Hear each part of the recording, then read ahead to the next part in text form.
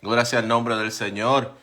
Nos gozamos pues que podemos por estos medios reunirnos de nuevo para compartir la palabra del Señor, para alabarle, para glorificar su nombre, para agradecerle por lo bueno que Él ha hecho con nosotros, por el cambio que Él ha hecho en nuestra vida. Gloria sea el nombre del Señor y pidiéndole que por medio de su palabra Él continúe trabajando en nuestras vidas. Le damos la bienvenida también a las personas que en este momento están integrándose a la porción del estudio de la palabra, del servicio. Le damos la más cordial bienvenida. Que el Señor les bendiga. Vamos rápidamente a entrar al estudio de la palabra del Señor, pero antes de eso vamos a ponernos en las manos del Señor. Vamos a orar.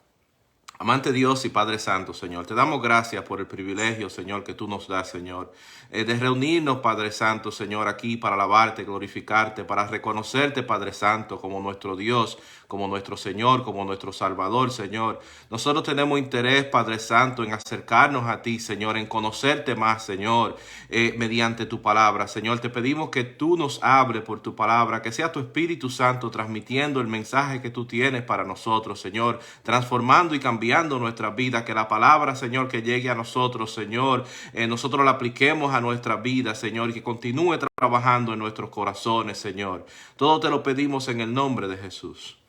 Amén y amén.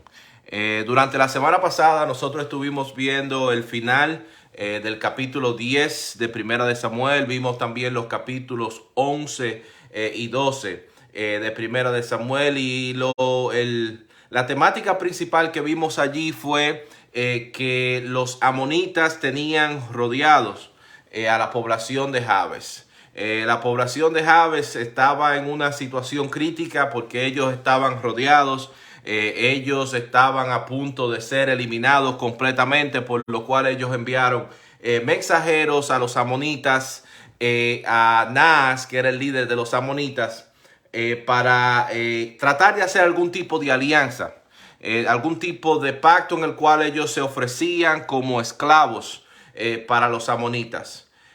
Resulta que Naas, el líder de los amonitas, dice que sí, que él podría entrar en un acuerdo con la población de Jabes, que es territorio de Israel, pero para eso ellos tendrían que sacarse el ojo derecho. Esta es una situación difícil para ellos, porque ellos tienen que elegir aquí entre sus vidas o dejarse sacar el ojo derecho y ser sujetos a esclavitud por la población de los amonitas. Vimos que ellos enviaron entonces mensajeros por todo el territorio de Israel para tratar de conseguir, de reunir apoyo de alguna manera. Y vimos que cuando Saúl escuchó lo que estaba sucediendo, vimos que el Espíritu de Dios vino sobre Saúl y le dio la estrategia para cómo ganar esta batalla en contra de los amonitas. También vimos que cuando vimos anteriormente en el capítulo 9, el capítulo 10, cuando Saúl había sido presentado por Samuel como el rey de la nación de Israel, vimos que hubo mucho apoyo, la gente decía vive el rey, pero también vimos que hubieron hombres que murmuraron, criticaron a Saúl, que cómo este va a poder salvarlos a ellos, cómo este va a poder gobernar sobre ellos. ¿Qué sucede? Que después que Dios le da esta victoria entonces a Saúl sobre los amonitas, hubo un grupo de la gente que apoyaba a Saúl, que les recomendaron, les sugirieron que reuniera a estos hombres que hicieron murmuración en contra de él y que acabara con ellos.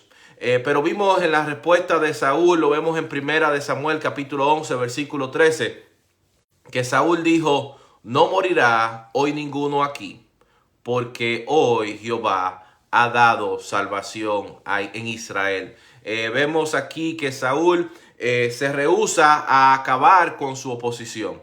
Y en todo esto vemos a un Saúl que se nos ha presentado hasta este momento como un Saúl humilde. Pero vamos a comenzar a ver cambios hoy en la actitud de Saúl.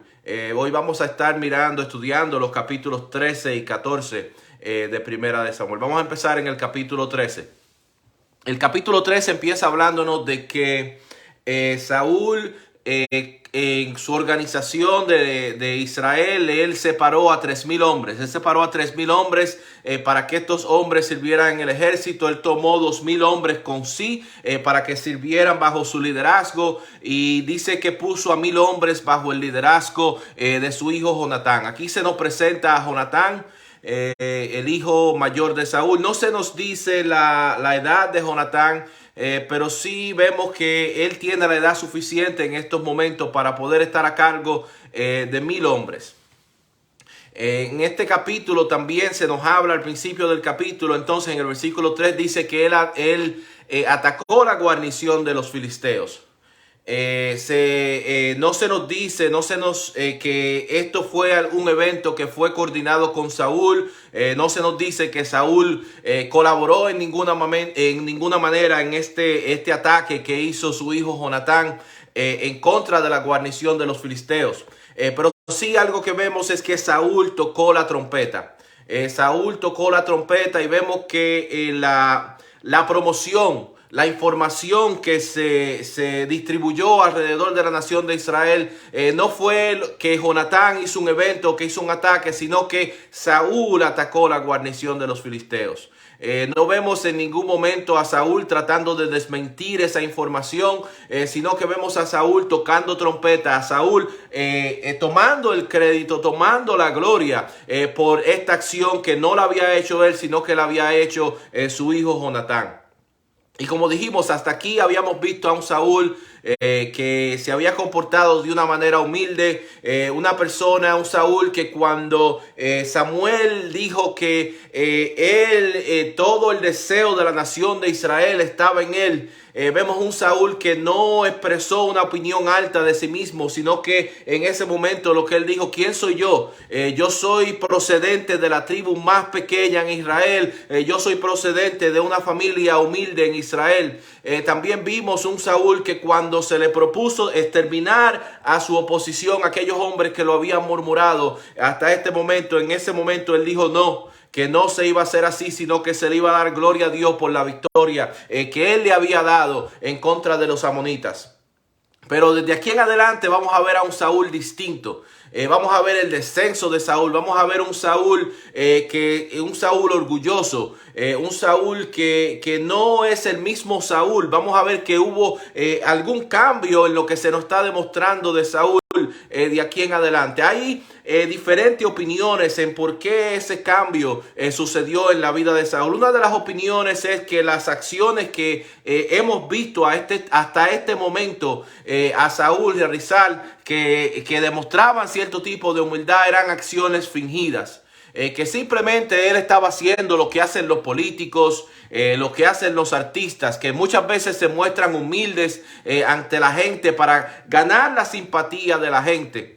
Y muchas veces incluso uno escucha a la gente decir: oh, fulano de tal, tan buena persona, tan sencillo, tan humilde que es, en referencia a algún político o algún artista, sin conocer a esa gente, porque esa es la imagen que esas figuras públicas quieren proyectar ante la gente. Pero muchas veces estas mismas personas que fingen, que se muestran como personas humildes, son personas que están llenas de arrogancia, llenas de ego, pero sin embargo proyectan una imagen completamente distinta a lo que ellos son. Esa es una de las teorías del cambio que sucedió Saúl, que él estaba fingiendo ser humilde anteriormente.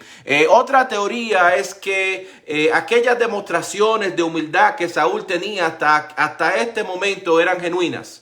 Pero que con la admiración del público, con el elogio constante que él estaba recibiendo de la gente, que el corazón de Saúl se llenó de orgullo y efectuó estos cambios que vemos de aquí en adelante en la vida de Saúl. Imagínese la gente elogiando a Saúl: no, pero que tú tenías que ser el próximo rey, porque no hay nadie más hermoso, no hay nadie más grande que tú, no hay nadie que pueda planear una estrategia de guerra así como tú. Cuando la gente se le elogia y permite que eso entre en su corazón, la gente cambia. Y esa es una de las teorías de por qué existió este cambio en la vida de Saúl desde este momento en adelante. Vamos al versículo 5 en adelante. Dice la palabra de Dios: Entonces los filisteos se juntaron para pelear contra Israel, 30,000 carros y 6,000 hombres de a caballo, y pueblo numeroso como la arena que estaba a la orilla del mar. Y subieron y acamparon en Micmas, al oriente de Bet-Aven, cuando los hombres de Israel vieron que estaban en estrecho, porque el pueblo estaba en aprieto. Se escondieron en cuevas, en fosos, en peñascos, en rocas y en cisternas. Y algunos de los hebreos pasaron el Jordán a la tierra de Gad y de Galaad. Pero Saúl permanecía aún en Gilgal, y todo el pueblo iba tras él temblando. Y él esperó 7 días conforme al plazo que Samuel había dicho. Pero Samuel no venía a Gilgal. Y el pueblo se le desertaba. Entonces dijo Saúl: traedme holocausto y ofrendas de paz. Y ofreció el holocausto. Vemos que Samuel había dado instrucciones a Saúl de que esperara 7 días. Pero vemos que la situación se está poniendo difícil. Vemos que ante esta amenaza de los filisteos, los hombres que habían estado con Saúl se estaban desertando. Se estaban yendo, se iba disminuyendo la cantidad de personas, de hombres que estaban con Saúl. Dice que ellos huían a las cuevas, huían a las rocas, a las cisternas. Si es posible, se metían incluso debajo de la cama, si hubiesen camas en aquel tiempo. Saúl estaba mirando cómo la situación estaba empeorando, porque cada vez él tenía menos hombres con él, y él sabía que según pasaban los días, más posible era que en cualquier momento recibieran un ataque de los filisteos. Vemos que ante esta situación Saúl se desesperó y él toma la decisión de no esperar a Samuel para hacer el holocausto, para hacer el sacrificio. Y vemos que él toma en sus propias manos para hacer el sacrificio a Dios, en completa desobediencia a lo que es la palabra de Dios, porque él como rey no podía hacer sacrificio. Habían funciones que el mismo Dios había separado en lo que tenía que hacer, que eran solamente para un sacerdote. Y Saúl no era un sacerdote, sino que Saúl, como habíamos dicho, era de la tribu de Benjamín. Todo sacerdote tenía que venir de la tribu de Leví. Pero vemos que Saúl decide ante esta amenaza, ante esta situación que está sucediendo, él decide romper, desobedecer lo que es la ley de Dios, los mandatos de Dios, y hacer él mismo el sacrificio. Y esto es una señal de falta de confianza a la palabra de Dios. Esto es lo que está demostrando Saúl en este momento, porque él se está desesperando ante la situación que el pueblo se está yendo, no tomando en consideración que su victoria no dependía en que hubiera mucho pueblo o poco pueblo con él, sino que su victoria en contra de los filisteos dependía de que Dios estuviera con él. Siempre y cuando Dios estuviera con él, él tenía la victoria asegurada, hubiera muchos o hubieran pocos con él. Vamos a ver el versículo 10 en adelante. Dice la palabra de Dios: y cuando él acababa de ofrecer el holocausto, he aquí Samuel que venía. Y Saúl salió a recibirle para saludarle. Entonces Samuel dijo: ¿qué has hecho? Y Saúl respondió: porque vi que el pueblo se me desertaba y que tú no venías dentro del plazo señalado y que los filisteos estaban reunidos en Micmas. Me dije: ahora descenderán los filisteos contra mí a Gilgal. Y no he implorado el favor de Jehová. Me esforcé, pues, y ofrecí holocausto. Entonces Samuel dijo a Saúl: locamente has hecho. No guardaste el mandamiento de Jehová, tu Dios, que él te había ordenado. Pues ahora Jehová hubiera confirmado tu reino sobre Israel para siempre. Mas ahora tu reino no será duradero.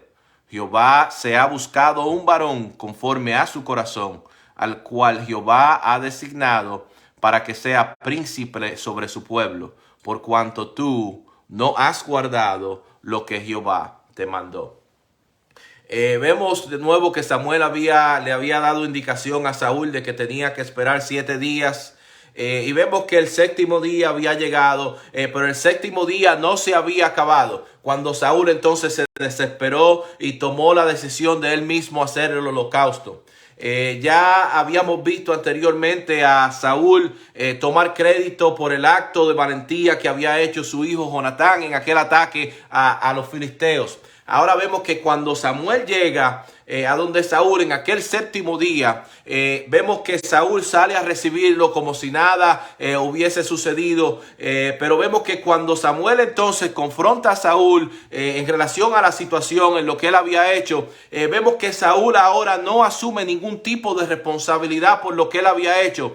Primeramente vemos que él culpa al pueblo, dice que él lo hizo porque los hombres se estaban yendo, el pueblo lo estaba desertando, y por eso él toma esa decisión, que él no toma responsabilidad. A la segunda persona que él acusa es directamente a Samuel. Dijo que el tiempo se estaba cumpliendo, se había cumplido, y que Samuel no había llegado, lo que no era correcto, porque Samuel llegó a tiempo, llegó antes de que el séptimo día se había acabado. Pero vemos en Saúl aquí una actitud en la cual él no admite su pecado, él no admite su falta, sino que él está apuntando a los demás en relación a su pecado.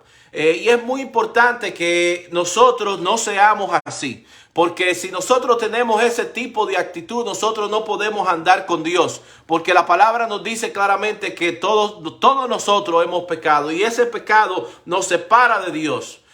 Y eso es, y nos mantiene separados de Dios siempre y cuando tenemos esa actitud que está teniendo Saúl. Pero si nosotros nos arrepentimos, gloria sea el nombre del Señor, nosotros tenemos un Dios misericordioso, un Dios que perdona pecado. Vemos en primera de Juan capítulo 1 versículo 9, la palabra de Dios dice que si confesamos nuestros pecados, Él es fiel y justo para perdonar nuestros pecados y limpiarnos de toda maldad. Pero vemos que Saúl no se arrepintió, sino que él buscó excusa, él apuntó hacia los demás en relación de por qué él había hecho eso. Y debido a esa falta, entonces vemos que eso iba a tener consecuencias en relación al reino de Israel. O sea que la descendencia de Saúl no iban a heredar el trono de Israel, sino que Dios se había buscado a alguien conforme al corazón de Dios, quien vamos a ver cuando veamos capítulos después, cuando entremos en relación a la vida de David. Sigue del versículo 15 en adelante, entonces nos está hablando de la estrategia de ataque que hicieron los filisteos. Ellos dividieron su campamento en tres grupos distintos, en una preparación para el ataque a donde estaba el campamento de Israel. O sea que la nación de Israel estaba en problemas serios. Tenía un ejército que no podía defenderse, tenía un grupo muy pequeño de ejército en comparación a un ejército inmenso que tenían los filisteos, en comparación al equipo militar, en estos carros de guerra que tenían los filisteos y hombres de caballo que tenían los filisteos. O sea que ante lo natural ellos no tenían ninguna oportunidad, ningún chance en contra de los filisteos. Otra cosa que estaba en contra de la nación de Israel era que los filisteos habían tomado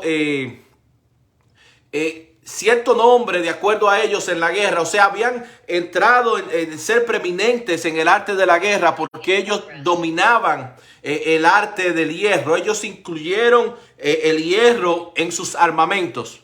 Lo que antes de los filisteos nadie había perfeccionado ese arte.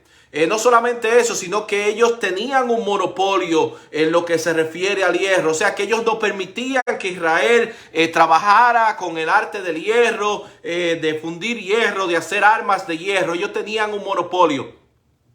Para la única función que Israel podía tener instrumentos de hierro eran para hacer instrumentos de ellos trabajar en la tierra. Y todavía esto era controlado por los filisteos, porque los filisteos no le permitían que ellos mismos amolaran sus instrumentos, sino que para que se le amolara un instrumento de cultivo de la tierra, ellos tenían que ir a territorio de los filisteos para que allí se le trabajara su instrumento, y tenían que pagar un alto costo porque se le hiciera eso. O sea que los filisteos tienen carros de de guerra, hombres de guerra, tienen armamento militar. Sin embargo, vemos que la nación de Israel está limitada a tener instrumentos de cultivo de tierra, pico, palas y cosas así por el estilo. Solamente nos dice que Saúl y Jonatán eran los únicos que tenían espadas. O sea que están en una situación difícil, una situación que no tiene salida.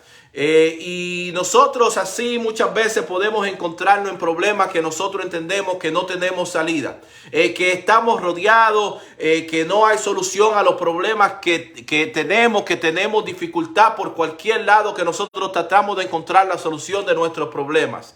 Pero gloria sea el nombre del Señor, que nuestro Señor no nos ha dejado indefensos. Dios no nos ha dejado indefensos, sino que Dios nos ha dado la espada del Espíritu para que nosotros la podamos usar. Gloria sea el nombre del Señor. Él no nos ha dejado indefensos. Efesios capítulo 6, versículo 17 dice: y tomad el yelmo de la salvación y la espada del Espíritu, que es la palabra de Dios.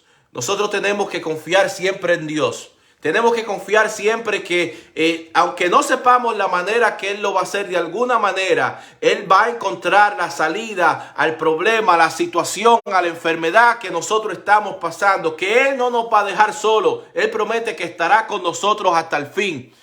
Si nos encontramos en ese tipo de circunstancias, como vemos ahora que está la nación de Israel rodeado por los filisteos, sin ninguna manera lógica de ellos poder ganar esta guerra, nosotros tenemos que entender que Dios no está limitado a lo que nosotros podemos ver. Vemos que cuando la nación de Israel salió de Egipto, que se encontraba frente al Mar Rojo, tenía el Mar Rojo en el frente y tenía el ejército egipcio a las espaldas. Ellos estaban en una situación completamente sin salida, pero vemos cómo Dios abrió el Mar Rojo para darle paso y ellos cruzaron en seco. Gloria sea el nombre del Señor. Y el Señor no cambia, Él es el mismo ayer, hoy, por los siglos. O sea que lo mismo que Él hizo con la nación de Israel en aquel tiempo, Él continúa haciendo en nuestros días. O sea que el mismo Dios que en aquel tiempo abrió el Mar Rojo es el mismo Dios que se paseaba con los 3 jóvenes hebreos en aquel horno de fuego. Es el mismo Dios que cerró la boca de los leones cuando Daniel se encontraba en el foso de los leones. Y es el mismo Dios que promete estar con nosotros hasta el fin. Gloria sea el nombre del Señor. Vamos a entrar entonces al próximo capítulo, que es el capítulo 14. Dice: aconteció un día que Jonatán, hijo de Saúl, dijo a su criado que le traía las armas: ven y pasemos a la guarnición de los filisteos, que está de aquel lado. Y no lo hizo saber a su padre. Y Saúl se hallaba al extremo de Gaba, debajo de un granado que hay en Migrón. Y la gente que estaba con él eran como 600 hombres. En el versículo 6 dice: y dijo pues Jonatán a su paje de armas: ven, pasemos a la guarnición de estos incircuncisos, quizá haga algo Jehová por nosotros, pues no es difícil para Jehová salvar con muchos o con pocos. Y su paje de armas le respondió: haz todo lo que tienes en tu corazón. Ve pues, aquí estoy contigo a tu voluntad. Dijo entonces Jonatán: vamos a pasar a esos hombres y nos mostraremos a ellos. Si nos dijeren así: esperad hasta que lleguemos a vosotros, entonces nos estaremos en nuestro lugar y no subiremos a ellos. Mas si nos dijesen así: subid a nosotros, entonces subiremos, porque Jehová los ha entregado en nuestra mano, y esto no será por señal. Vemos que Dios le abrió a Jonatán el entendimiento de tener una estrategia de cómo llegar a aquel lugar, a aquella guarnición de los filisteos. Pero vemos algo que sucede que va más allá de lo que es la estrategia. Dios le dio una estrategia militar en ese preciso instante. Pero vemos que Jonatán no le comunica eso a Saúl, quien era rey de Israel, que estaba encargado de todo el ejército. ¿Por qué Jonatán no le comunica esto a su padre Saúl? Porque él entiende que si él se comunica ese plan a su padre Saúl, Saúl va a ser piedra de tropiezo. Tal vez si él le comunica esto a Saúl, Saúl le diría: por tu culpa es que nosotros estamos en este problema. Tú fuiste que te inventaste atacar a los filisteos y por eso estamos en este problema. Pero él entiende que Saúl iba a ser un tropezadero, una piedra de tropieza, le iba a poner inconvenientes para hacer este plan que Dios le ha abierto el entendimiento acerca de lo que él debe de hacer para obtener victoria. Y yo creo que cada uno de nosotros conocemos personas que, aún siendo cristianas, todo lo que se le presenta en relación a lo que se va a hacer para la obra de Dios se encuentran un impedimento. Tienen una razón para decir por lo cual eso no debe de hacerse. Por alguna razón se oponen a lo que se debe de hacer. A todo le encuentran algo negativo. Por eso, cuando Dios pone planes en nuestros corazones, hay que saber con quién nosotros lo debemos de compartir. No debemos compartir esto con la gente que se conoce como matafé. Sino compartirlo con gente que crea en Dios, con gente que esté en fuego en el Señor, con gente que esté dispuesto a apoyar lo que se está haciendo para el Señor, con gente que esté dispuesto a incluir esto en sus oraciones, gente que cuando todavía nosotros tenemos dudas nos impulsen a seguir adelante, gente que nos ayude a quitar la mirada en los impedimentos, en los problemas, en las puertas que estén cerradas y nos ayuden a poner la mirada en el Dios que nosotros le servimos, que es más grande que cualquier impedimento que se puede presentar enfrente, que es más grande, que no hay nada imposible para él, que no hay nada difícil para él. Y esto es lo que vemos que Jonatán está haciendo cuando está comunicando eso a su siervo. Vemos que en la respuesta del siervo, que el siervo estaba dispuesto a ir hasta donde tenía que llegar. Él estaba dispuesto a perder su vida si era necesario. Él dice: haz todo lo que tienes en tu corazón. Ve, pues aquí estoy contigo a tu voluntad. Muchas veces cuando Dios tiene planes para hacer y le encomienda a alguien algo para hacer, lo que Dios encomienda a la persona para hacer es algo que muchas veces lo naturales son cosas que son imposibles. Es algo que muchas veces tiene muchos impedimentos. Pero gloria sea el nombre del Señor, que para Dios no hay ningún impedimento, no hay ninguna montaña que pueda prevenir que Dios haga su voluntad. No hay puerta que el Señor no pueda abrir. Gloria sea el nombre del Señor. Vamos al versículo 11 en adelante. Dice: se mostraron pues ambos a la guarnición de los filisteos. Y los filisteos dijeron: he aquí los hebreos que salen de las cavernas donde se habían escondido. O sea que se están burlando de ellos que estaban escondidos en las cavernas. Y los hombres de la guarnición respondieron a Jonatán y a su paje de armas y dijeron: subid a nosotros y os haremos saber una cosa. Entonces Jonatán dijo a su paje de armas: sube tras mí, porque Jehová los ha entregado en manos de Israel.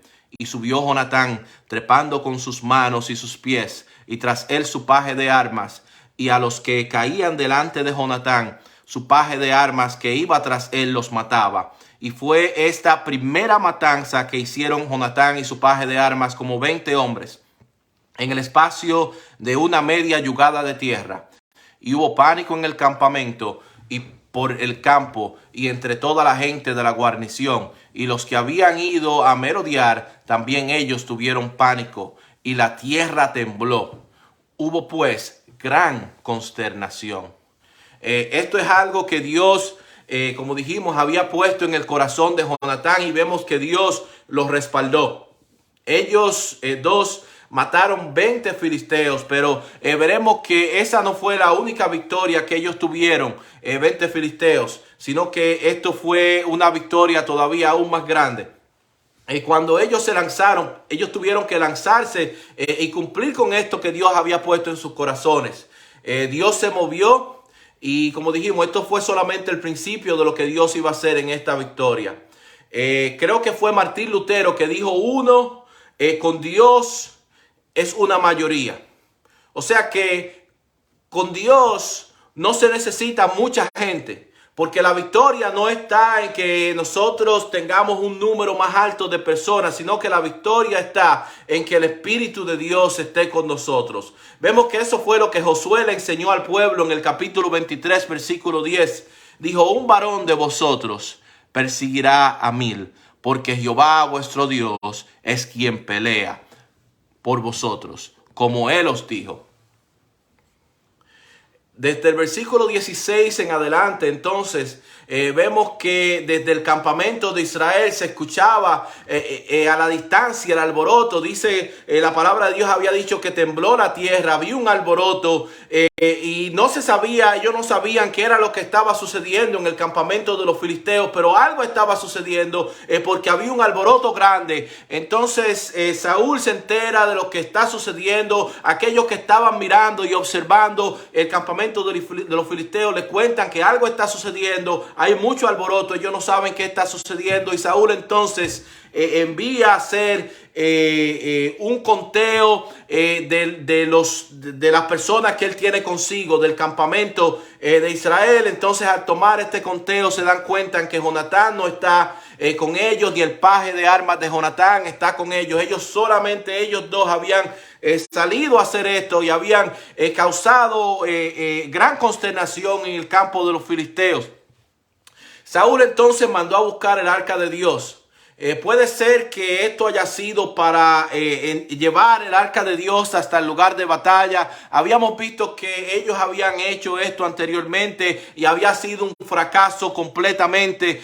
Puede ser que no hayan aprendido la lección de esto que sucedió en aquel tiempo cuando el arca de Dios había sido tomado por los filisteos en el tiempo que Elí era el sumo sacerdote. Pero vemos que cuando está esperando que traigan el arca de Dios, el alboroto que está sucediendo en el campamento de los filisteos sigue aumentando. Entonces Saúl dice, no la traigan, ya no la traigan, vamos hacia adelante. Entonces, en ese momento que Saúl toma la decisión de ir hacia adelante, comienzan a unirse de todos estos hombres que habían salido, que se habían escondido, que se habían entrado dentro de las cavernas, dentro de los montes, dentro de las cisternas. Entonces salen, porque ya cuando se percibe que hay alguna victoria, ya todo el mundo entonces quiere unirse al movimiento. Algo interesante que se nos dice es que se unieron también a ellos israelitas que estaban con los filisteos. Hay dos posibles respuestas a este grupo de personas que estaban con los filisteos. Una es que puede ser que estas personas habían desertado anteriormente y se habían unido al ejército de los filisteos. La segunda posibilidad es que estos hombres israelitas habían estado como esclavos dentro del campamento de los filisteos y aprovecharon esta oportunidad para escaparse, para salir de la esclavitud y unirse entonces al ejército de Israel. Cuando llega entonces Saúl, vieron que los filisteos se mataban los unos a los otros y que Dios había causado esta confusión dentro del campamento de los filisteos. Cuando nosotros vemos esta victoria que Dios le está dando aquí a la nación de Israel, nosotros vemos la preocupación que existía antes de que Dios le diera esa victoria. Nosotros nos damos cuenta que muchas veces nosotros nos preocupamos porque nosotros no sabemos la manera, el método, cómo Dios lo va a hacer, cómo Dios nos va a dar la salida. Y nos atribulamos porque no sabemos cómo va a suceder. Pero vemos aquí que ante Dios no hay nada difícil, no hay nada imposible. Dios le está dando salida. Ellos estaban en un estado de temor, de miedo, de preocupación anteriormente. Sin embargo, vemos que no hay nada difícil para Dios. Dios incluso ellos no tuvieron, hasta este momento ellos no han tenido que levantar espada. Solamente Jonatán y el paje de armas de Jonatán. Sin embargo, Dios le está dando una gran victoria a la nación de Israel. Pero esto es con esta victoria es basada en esa revelación tan grande que él le había dado al hijo de Saúl, a Jonatán, que dice, pues no es difícil para Jehová salvar con muchos o con pocos. Que eso se nos quede grabado a nosotros, que Dios no depende, como dijimos anteriormente, de la mayoría. Él no depende de nuestras habilidades. Nosotros le servimos a un Dios grande, gloria sea el nombre del Señor. También en medio de estos eventos, Saúl hizo un juramento. Y este juramento que Saúl le hizo tomar al pueblo fue de que ellos no podían probar alimento. No podían probar alimento hasta que cayera la noche. La Biblia nos dice acerca de esta decisión de Saúl, la describe como que Saúl puso al pueblo en apuros con esta decisión. Este es un ejército que había recorrido varias millas, un ejército que estaba en un estado de alerta, de guerra, que iba ahora inclusive a perseguir a los filisteos que estaban huyendo del frente de ellos. Pero Saúl le pone este impedimento, los pone en apuros, tomando una decisión absurda, una decisión de no permitirle probar alimento, bajo el juramento que pagarían con su vida si ellos probaban alimento. El versículo 27 en adelante dice: pero Jonatán no había oído cuando su padre había juramentado al pueblo. No había escuchado porque Jonatán estaba ocupado siguiendo el plan que Dios había puesto en su corazón. Y alargó la punta de una vara que traía en su mano y la mojó en un panal de miel. Llevó su mano a la boca y fueron aclarados sus ojos. Entonces habló uno del pueblo diciendo: tu padre ha hecho jurar solemnemente al pueblo, diciendo: maldito sea el hombre que tome hoy alimento. Y el pueblo desfallecía. Respondió Jonatán: mi padre ha turbado al país.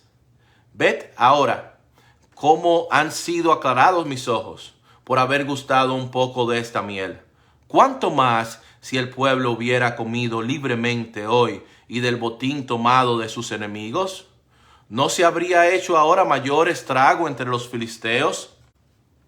Como dijimos, esta orden que Saúl había hecho era una orden absurda.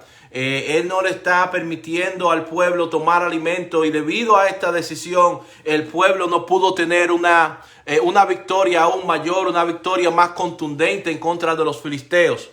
Cuando ellos llegaron entonces al campamento de los filisteos, lo que sucedió fue que ya había acabado el periodo de tiempo de este juramento, ya había anochecido. Entonces lo que hicieron aquellos hombres que estaban cansados, que estaban hambrientos, fue que ellos agarraron entonces del botín las ovejas, las vacas, los becerros, los mataron, las cocinaron ahí en el instante y se las comieron sin desangrarlas. Lo que era contrario a la ley de Dios, que decía que ellos no podían comer animal con sangre, sino que tenían que desangrarlo antes de comerlo. Después que entonces los soldados hicieron esto, que los hombres de guerra hicieron esta acción, se le comunicó a Saúl lo que ellos habían hecho, que ellos habían matado animales y habían comido estos animales con su sangre. Entonces Saúl vuelve y apunta y acusa al pueblo, dice que ellos han prevaricado en contra de Dios, han violado la ley de Dios. Pero en todo esto vemos un Saúl que él no se siente culpable de lo que estaba sucediendo. Nada de esto tiene que ver con él, sino que ellos son los culpables de lo que está sucediendo. Ellos han prevaricado y lo único que han hecho es que no han... Él ha provocado el que ellos hayan hecho esta acción. Ellos están fallando, están rompiendo lo que es la ley de Dios, pero él está contribuyendo a que ellos hayan hecho esto. Porque esto es debido al mandato que él ha hecho, que ellos tienen esa hambre que ellos tienen en ese momento. Pero todo esto es porque Saúl le hizo esta prohibición al pueblo de no comer. Ellos no pudieron probar de la miel que probó Jonatán, y vemos la descripción que se nos dice que cuando Jonatán comió de aquella miel se le abrieron los ojos, recibió fuerza para seguir adelante.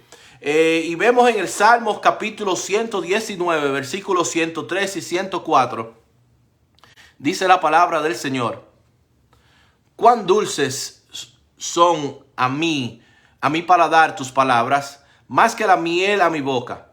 De tus mandamientos he adquirido inteligencia, por tanto he aborrecido todo camino de mentira. O sea que la palabra de Dios para nosotros es como la miel. Y si nosotros la escudriñamos, nuestros ojos serán abiertos, nos fortaleceremos, nos ayudará a permanecer en el camino recto y no a probar de las cosas de este mundo, como sucedió con aquellos hombres que comieron los animales con su sangre. Pero si no probamos de ella, va a suceder lo contrario. Vamos a tropezar, vamos a fracasar, vamos a ser alejados del camino de la verdad. Y esto es lo que nosotros estamos en este momento haciendo. Estamos probando de la palabra de Dios. Estamos disfrutando la palabra de Dios. Gloria sea el nombre del Señor. El Señor entonces vemos que Saúl decidió consultar al Señor con relación a si ellos debían salir en la noche a perseguir a los filisteos.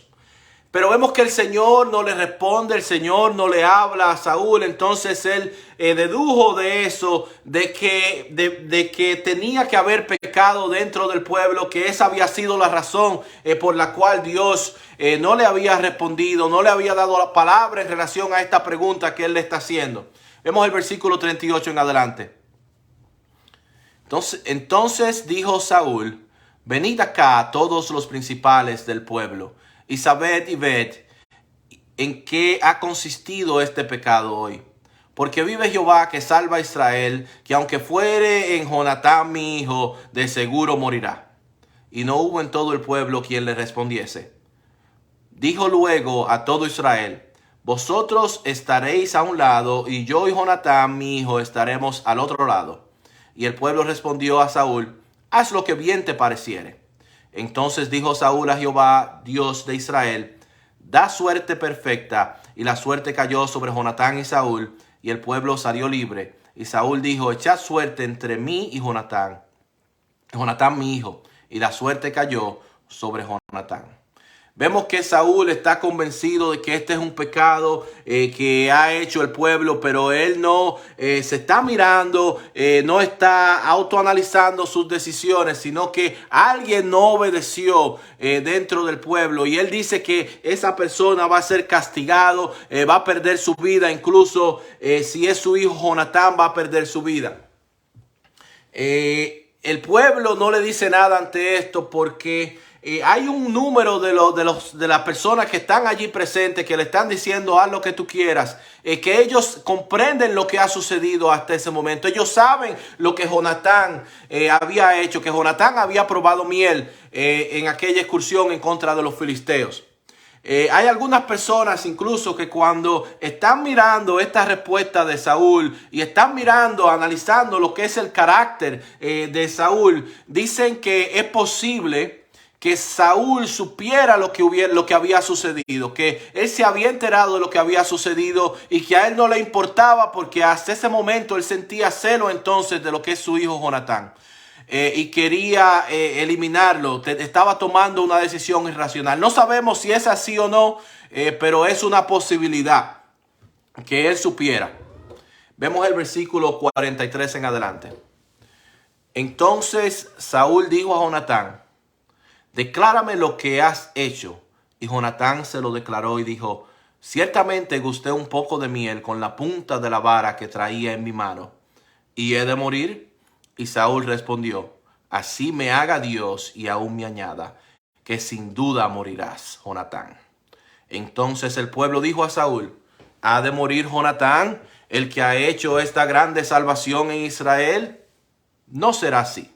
Vive Jehová que no ha de caer un cabello de su cabeza en tierra, pues que ha actuado hoy con Dios. Así el pueblo libró de morir a Jonatán. Y Saúl dejó de seguir a los filisteos, y los filisteos se fueron a su lugar. Vemos aquí, como estuvimos mencionando, un Saúl que es completamente diferente, un Saúl que está dispuesto a tomar decisiones que son irracionales, con tal de él mantener su prestigio, su posición. Y es algo difícil y va a ser algo que lo va a llevar hasta su fin.